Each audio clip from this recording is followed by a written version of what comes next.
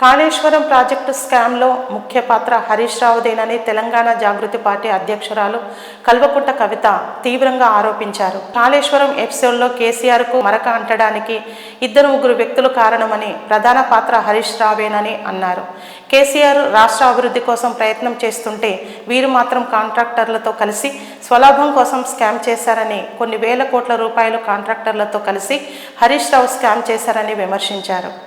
ఇవాళ 5 సంవత్సరాలు ఇరిగేషన్ మంత్రిగా చేసినటువంటి హరీష్ రావు గారిది మేజర్ పాత్ర లేదా దీంట్లో?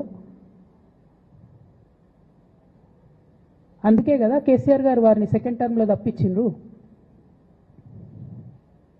ఈ మొత్తం కాళేశ్వరం ఎపిసోడ్లో కేసీఆర్ గారికి మరక అంటిందంటే 2-3 వ్యక్తులు కారణం. మాజీ రాజ్యసభ సభ్యుడు ఒకలైతే, హరీష్ రావు గారు ఒకలైతే, మేఘా కృష్ణారెడ్డి గారు ఇంకోడు, మేఘానో బోగానో ఏదో.